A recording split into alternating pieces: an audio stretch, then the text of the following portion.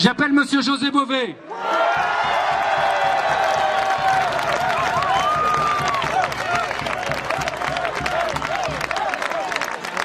Bonjour à toutes et à tous.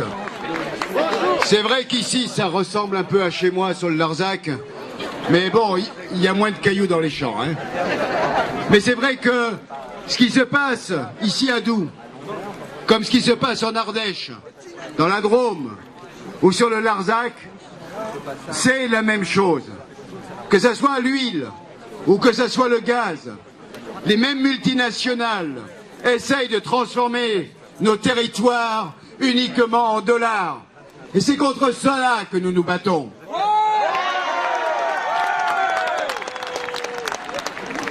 Notre eau est vitale pour la vie. Ici, en bassin parisien, c'est l'ensemble de la nappe phréatique de ce bassin qui est menacé par ces forages.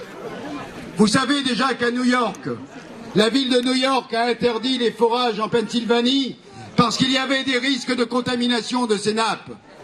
On a retrouvé, il y a quelques jours, quelques semaines, des produits radioactifs liés à la fracturation hydraulique en Pennsylvanie.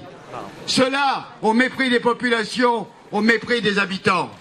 Est-ce que cela, on le veut chez nous? Non. Alors c'est pour ça que nous sommes ici mobilisés. Je parle ici aujourd'hui en tant que représentant, un des représentants du collectif national contre les permis de prospection de gaz et d'huile de schiste. Nous avons mis en place samedi dernier, avant la manifestation en Ardèche, cette coordination à Valence. Nous avons décidé de travailler tous les territoires ensemble, de mener à la fois les mobilisations, les actions juridiques et le combat, quels qu'en soient les moyens non violents bien évidemment. Aujourd'hui, nous en sommes à la première étape, la mobilisation. Les élus ont compris l'importance aussi de l'action juridique et je les en remercie. Les premières communes ont commencé par mettre en place des vœux demandant l'arrêt de ces prospections. Aujourd'hui, il faut qu'on passe au deuxième stade.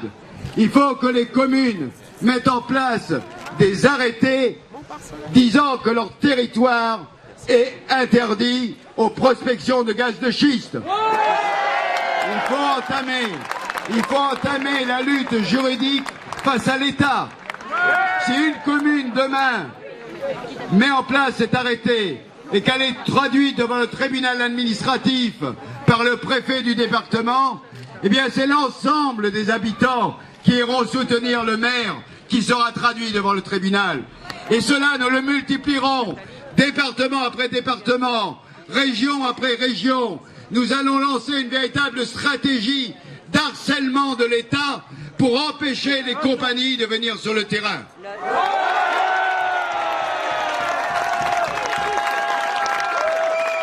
Mais si cela ne suffit pas, je dis déjà à Monsieur Besson, qu'il fasse attention à ses permis, parce que pour pouvoir forer, il faut amener des camions, il faut amener des machines importantes, ça veut dire des convois sur les routes. Eh bien ici nous faisons l'engagement que jamais les camions n'arriveront à Doubs le 15 avril.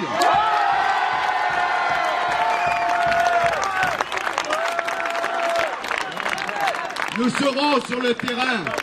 Si les camions viennent d'Espagne, eh bien dès la frontière, dès le Pertus, des gens seront vigilants et bloqueront les camions. Il n'est pas question de laisser faire un forage à Doubs, comme il n'est pas question de laisser faire un forage à Villeneuve-de-Berg ou à Nantes. Nulle part il n'y aura de forage, parce que ceci est un véritable crime contre les habitants de la planète, contre notre eau. Jamais nous ne le laisserons faire.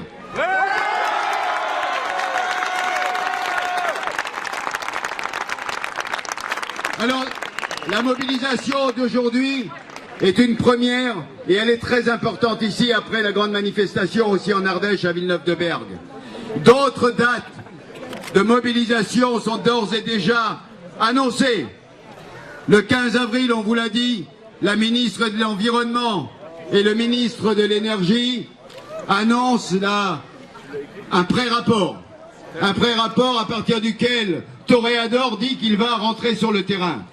Eh bien moi je vous propose que d'ores et déjà, on annonce que partout sur les territoires, le 16 avril sera une journée de mobilisation. Le 16 avril, partout sur tous les territoires, il faudra que nous soyons sur le terrain.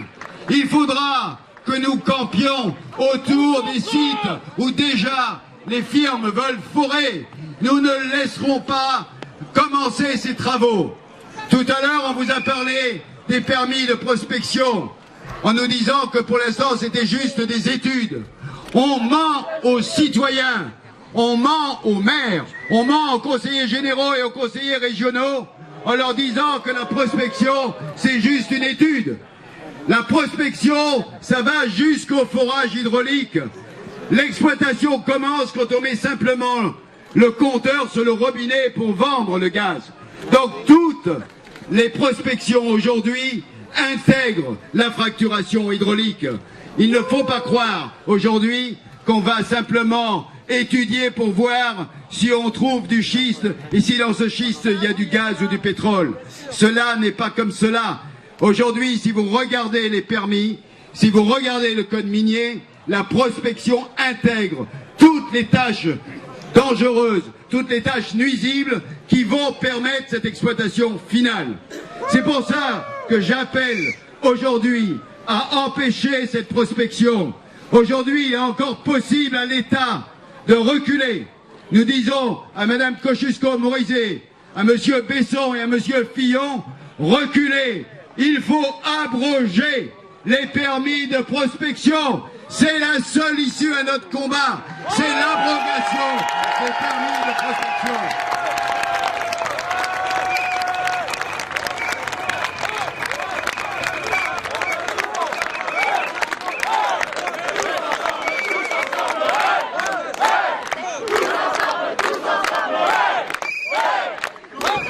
Alors, ce combat ne s'arrête pas aux frontières de la France.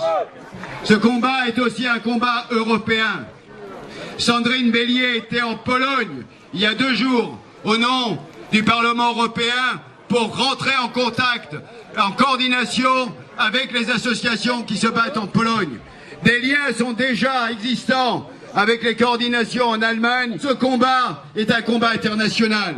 Samedi dernier, les Québécois étaient avec nous en Ardèche. Les Québécois qui luttent sur le fleuve Saint-Laurent, qui est aussi menacé. Aux États-Unis, des collectifs aussi se sont joints à nous. Nous allons organiser cette mobilisation au niveau international.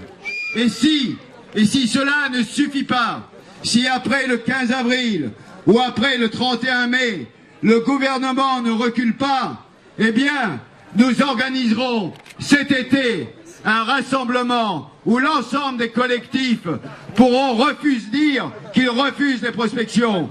Nous entamons peut-être un combat qui est long. Il faut savoir que c'est peut-être pas un combat de quelques semaines. Ça risque d'être un combat de plusieurs mois, voire de plusieurs années. Il faut savoir que l'adversaire en face de nous est un adversaire redoutable.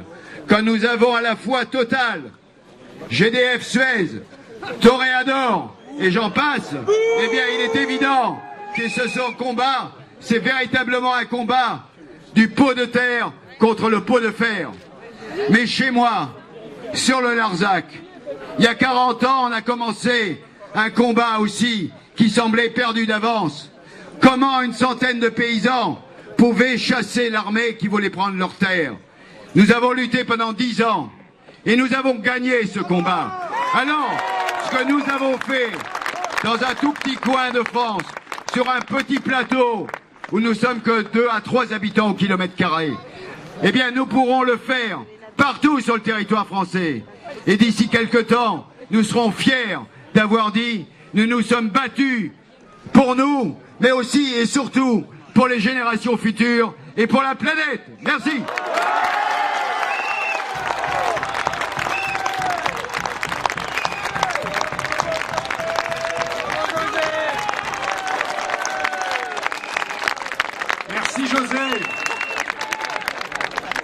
Merci José pour ce témoignage, pour ta présence et pour ta confiance dans ce combat que tu as mené. T'en as déjà gagné. Ici, il y en a plein qui n'en ont pas encore mené, ils ne savent pas s'ils vont le gagner. Vous allez gagner le combat parce qu'on va le gagner tous ensemble. Maintenant, nous allons nous rendre sur le site.